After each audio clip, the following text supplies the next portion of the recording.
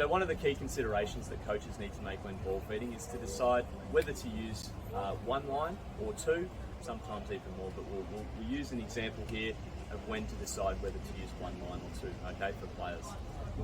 And we're going to use the example for club players here, which is the majority of classes that are typically run at any club. First of all, if you have two players and you want to maximise the number of balls they hit, usually you would have, say, two players. You've got the coach that's feeding in here, and you'll have the players hitting probably between, using the ball feeding cycle example, around sort of somewhere between 8 and 12 balls. They'll hit their shots. Coach will feed the balls in 8 to 12 times.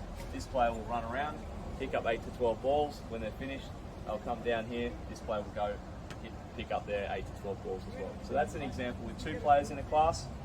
When you've got three players in a class, again, working on the theory of players hitting the maximum number of balls, you'll have, often you can have a scenario where you've got two players hitting.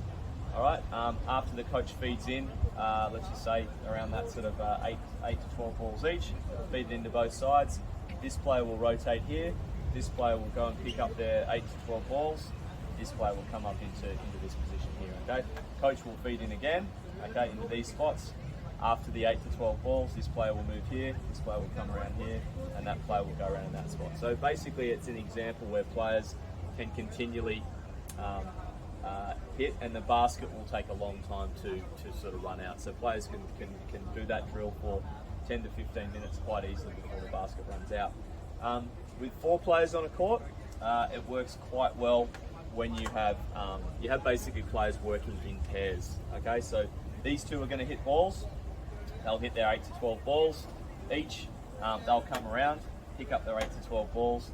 These two guys will come up. Once these players have hit their 8 to 12, they'll come down. Okay, they'll pick up their shots. These guys will be back in. So you're basically working in pairs in that scenario, and that works out really, really well. Again, it gives players the opportunity to hit lots of balls without the basket running out. If we use the scenario of 5 players, okay, once again, the same thing works sort of really well here. Okay, these two will hit their shots. Okay, probably be slightly less, 8 to 10 balls. They'll come round, pick up their shots. The next two will come round, and whoever they'll hit their 8 to 10 shots, and then whoever gets their balls up first will join this player here, okay, and so on. So basically they won't be in pairs, but they'll continually be hitting balls and picking up there.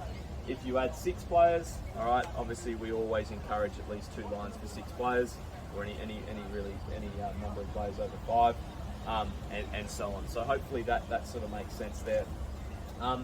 When it comes to, there are a couple of times that we'd use 1-player lines, and that is any time that we have 4 players or less, the 1-player line option is possible. So often what we do when we're training high performance players, we'll be pushing their movement a lot more. They're going to be covering the full distance of the court. That's when we'll often have 1-player line. There isn't any issues, but anytime we get 5 players on the court or more, we always encourage you split it over 2 lines. Okay, that's performance or recreational as well. Okay, so hopefully that gives you a bit of a guide on when to use 1 line or 2 lines when coaching.